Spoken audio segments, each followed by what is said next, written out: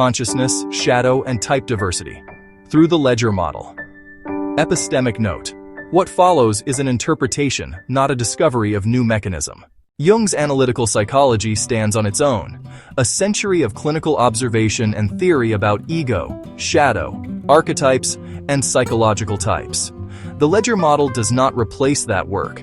It offers a way to understand why those structures might exist and how they function as information processing strategies in a noisy, thermodynamic world. Think of this as a translation layer, Jung written in the language of draft, vote, ledger, with a supporting cast of evolutionary hypotheses, H1, H4, about why diversity of type is useful in a tribe trying not to die. 1. Jung's architecture. Stated plainly. Jung's psyche is not a single thing, but a layered system. There is the ego, the conscious I, that makes choices and narrates a life.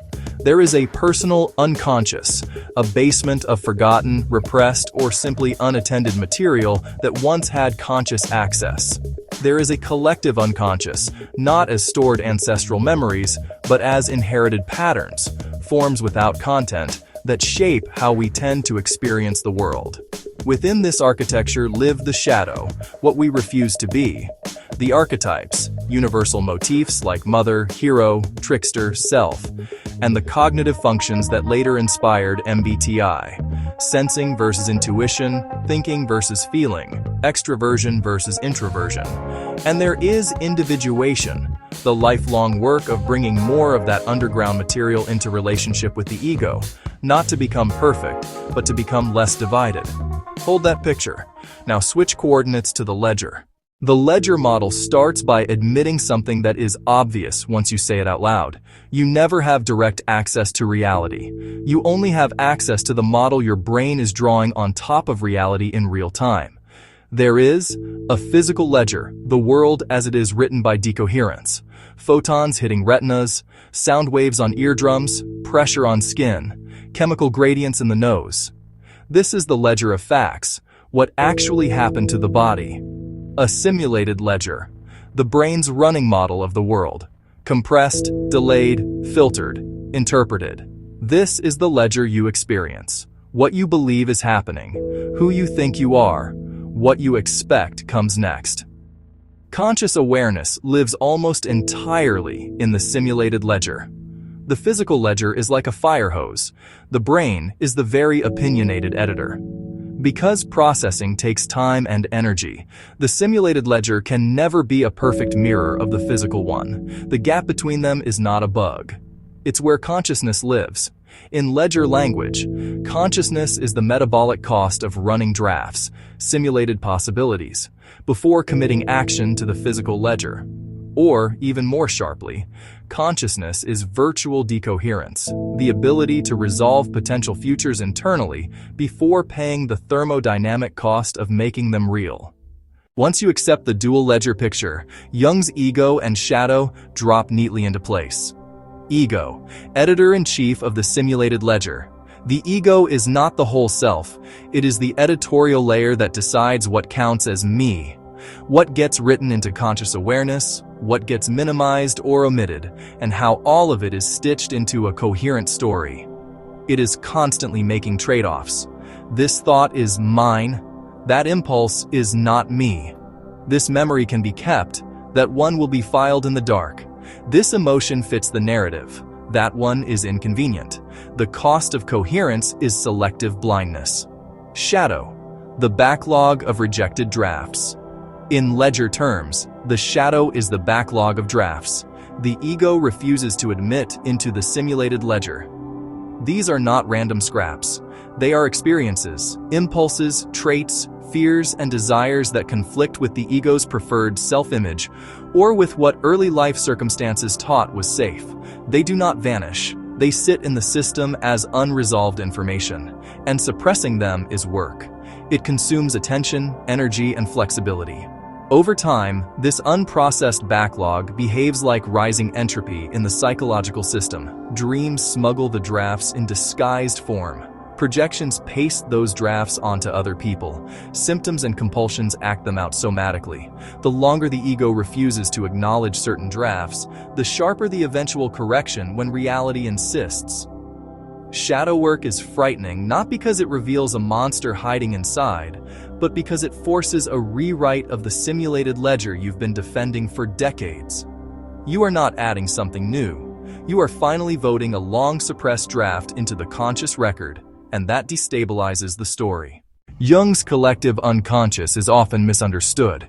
He didn't claim we inherit literal memories of ancient events.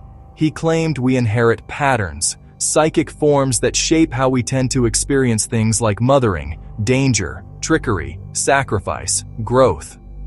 In contemporary language, these are evolutionary priors.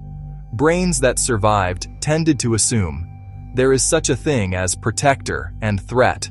There is such a thing as insider and outsider. There is such a thing as guide, rival, wise elder, innocent, and so on. These priors are not concrete images. They are empty slots, ready to be filled with local content. This person, that event. In ledger terms, the collective unconscious is the species-level simulated ledger, a stack of deeply learned priors about how the physical ledger tends to behave in ancestral environments. DNA is the compressed record of successful physical ledger patterns, bodies that didn't die too soon. Archetypal structures are the compressed record of successful simulated ledger patterns, ways of framing reality that help those bodies survive long enough to reproduce. Archetypes are not mystical. They are templates for meaning, or individuation, in Jung's sense, is the lifelong process of bringing more of your actual psychic contents into conscious relationship with the ego. In ledger language, individuation is the ongoing reconciliation of the simulated ledger with its rejected drafts and inherited priors. Early in life, the ego's job is to carve out something stable enough to function. It does this by aggressive editing and suppression. That rigidity eventually becomes the problem. Individuation loosens the editor's grip. Shadow material is gradually allowed into awareness. Disowned traits are recognized as also me. Archetypal patterns are seen, named, and integrated rather than blindly lived. The result is not a perfectly aligned system. That's impossible. The result is a less wasteful one, less energy spent on suppression and denial, more available for adaptive response to the actual environment. An individuated person doesn't have a smaller shadow, they are simply less terrified of reading it. Jung's functions are often treated like personality flavors. From a ledger standpoint, they're more interesting than that. They are different strategies for sampling and updating the simulated ledger from the physical one. Very loosely, sensing emphasizes high-resolution sampling of what is present now. Intuition emphasizes pattern extraction and what might be true behind the scenes. Thinking emphasizes structural consistency and cause-effect relationships. Feeling emphasizes relational and value consistency, what matters and to whom. Extroversion leans toward testing drafts externally and learning by acting. Introversion leans toward running more simulation before committing to action. These are policies about what to pay attention to, how quickly to move from draft to vote, and what kind of evidence should trigger a ledger update. Now add evolution. If there were one best way to process information, evolution could have converged on a single optimal cognitive style. It didn't. We have persistent structured diversity in how people habitually read and update their mental ledgers. The H1H4 hypotheses give a way to understand why. The tribe as the unit of survival. Our minds evolved in small bands. Dozens to a couple hundred individuals sharing the same landscape, the same predators, the same seasons. Under these conditions, it's not just individuals under selection pressure. The tribe as a whole either tracked reality well enough or it didn't. A tribe with only one cognitive style is fragile. It will miss certain patterns, misread certain risks, overreact to some signals, and ignore others. A tribe with multiple styles can distribute cognitive work.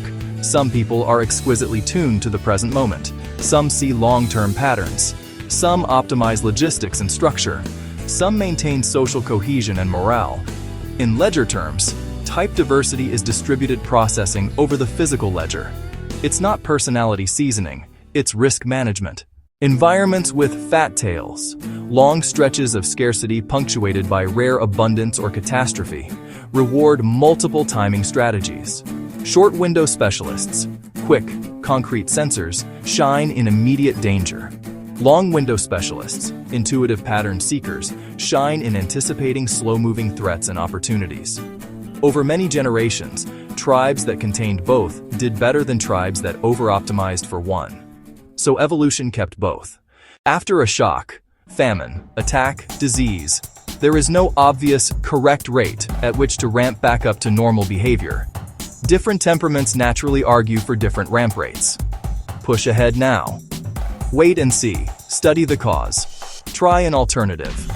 In a ledger frame, those are different proposals for how quickly to resume high-frequency writing to the tribe's collective ledger, its norms, plans, investments. The argument is the process by which the group avoids both recklessness and paralysis.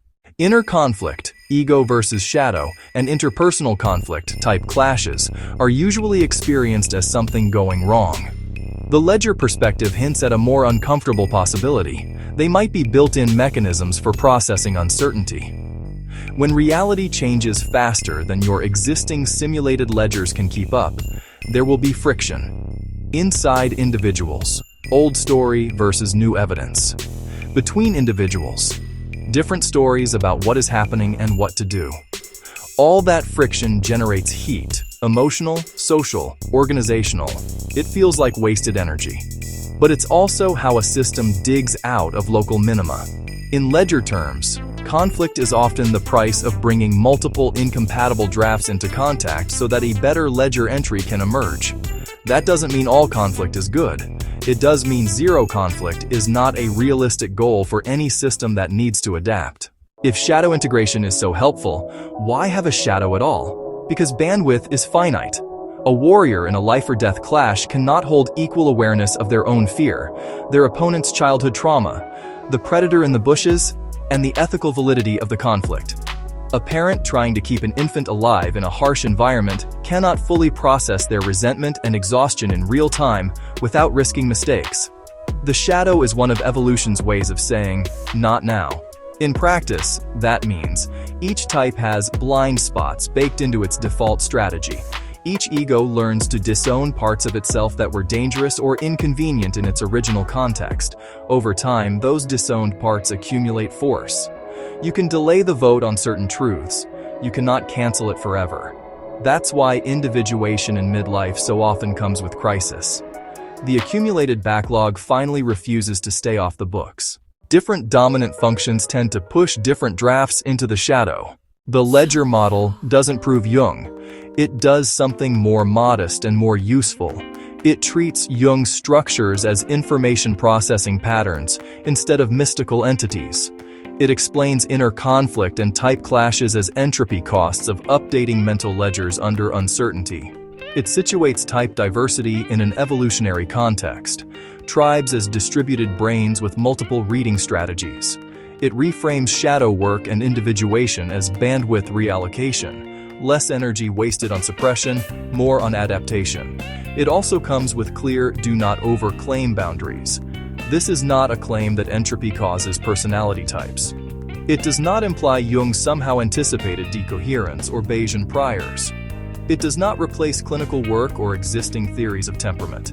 It's a way to talk about why there are so many different ways to be a mind, and why they all seem to hurt in their own special ways, without treating that hurt as pure malfunction. Jung spent his life mapping the ways human beings split themselves and the ways they try to come back together. The ledger model says, of course they do. Any system trying to model an overwhelming environment with limited bandwidth will triage, deny, mispredict, and then painfully update. We are all running two ledgers. The world as it keeps happening, and the world as we keep imagining it.